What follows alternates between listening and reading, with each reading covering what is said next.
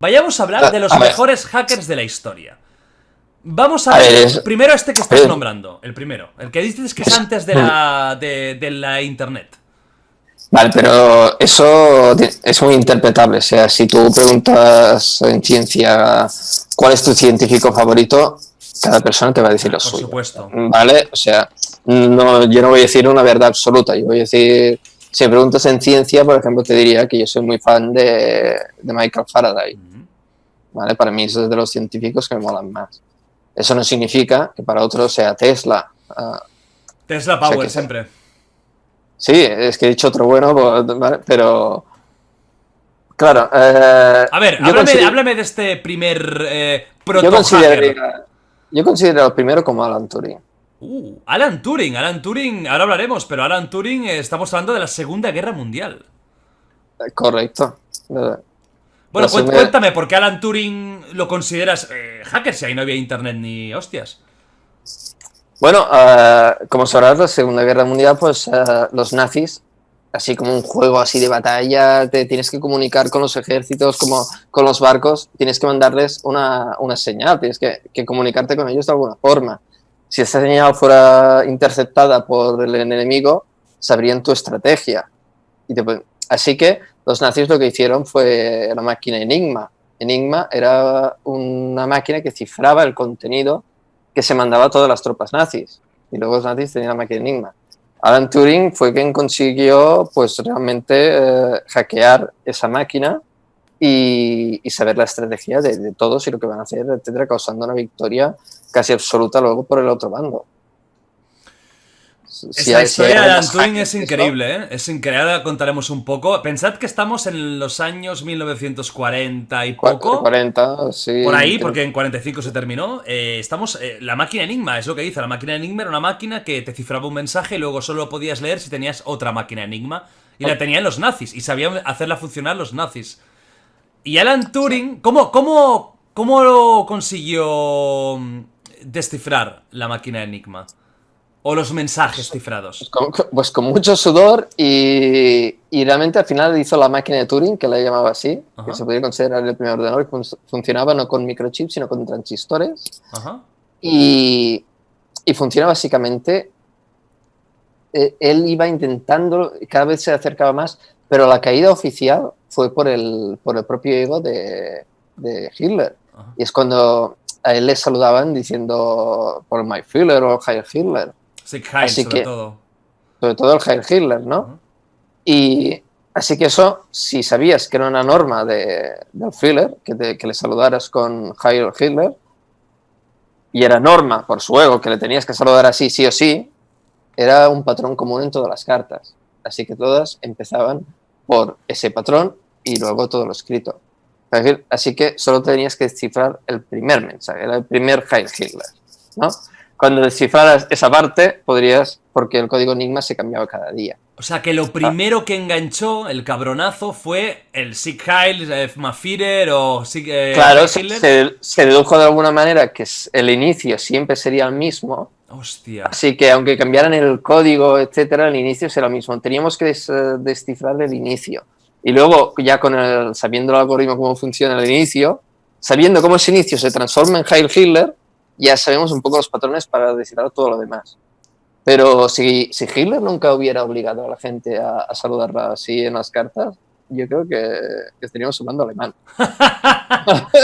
Michael, wants a Frustgerenne. A ver, eso se dice mucho, ¿no? Yo creo que Hitler hubiera perdido, los nazis hubieran perdido igualmente, porque quieras o no, cuando te metes tú contra el mundo es más. Y tarde o temprano la cagas. Pero al final, si perdió tan rápido, si los nazis cayeron tan rápido, porque...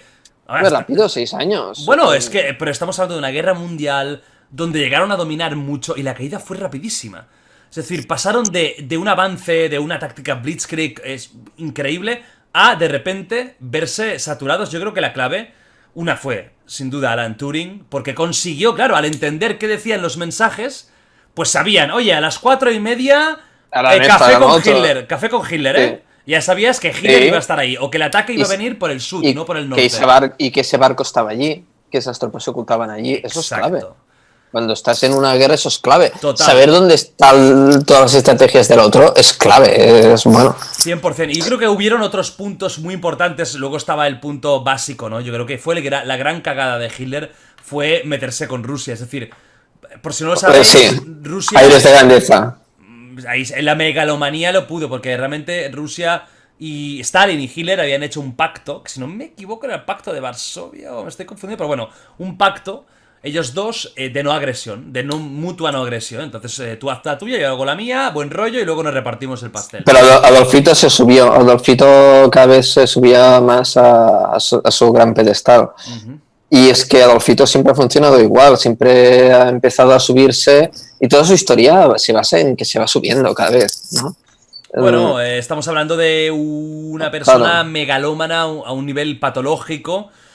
Con puntos, claro, con puntos, digamos, positivos, en el sentido de que era un gran orador, era un tío que ciertamente carismático, tenía su carisma, sabía mover las masas, sabía Yo me parece que algún día te lo comenté, que te había dicho si habías leído Mein Kampf o algo así, algún día te lo comenté. No, yo no me he leído Mein Kampf, no por ¿no? nada, porque tengo amigos filólogos que lo han leído. Está claro que a nivel de lo que dice es una basura, pero es que además no me lo he leído porque me han dicho que es muy coñazo.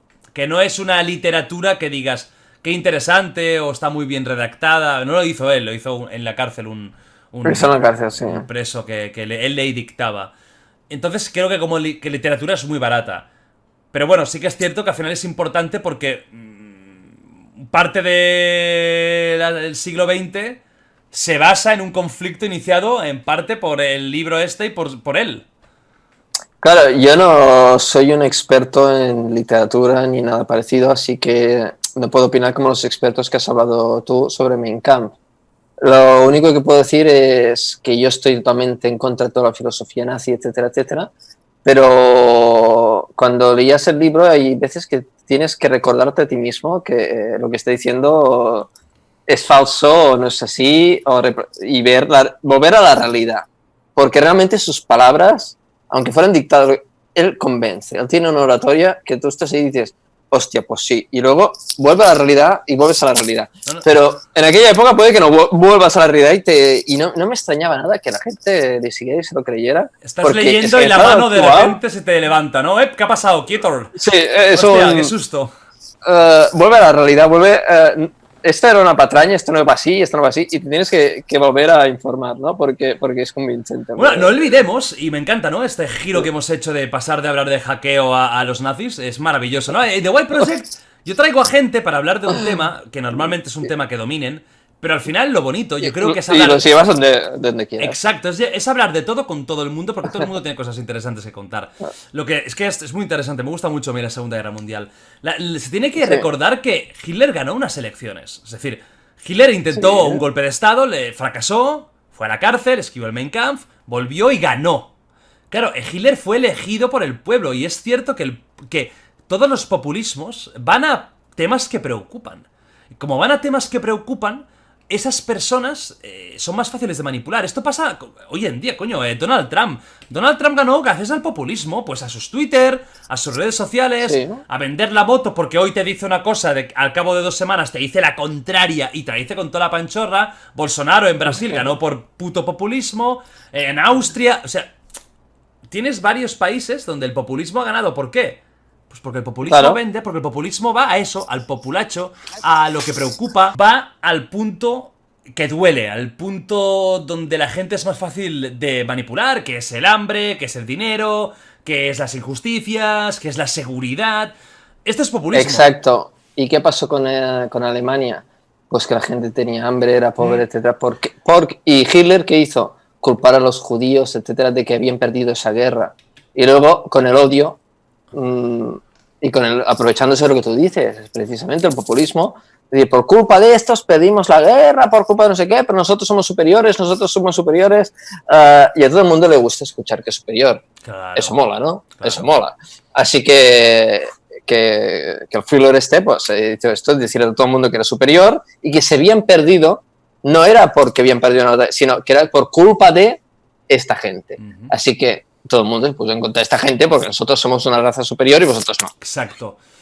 Lo de Hitler a veces me hace pensar y me hace dar gracias a que, a que no habían redes sociales en esa época.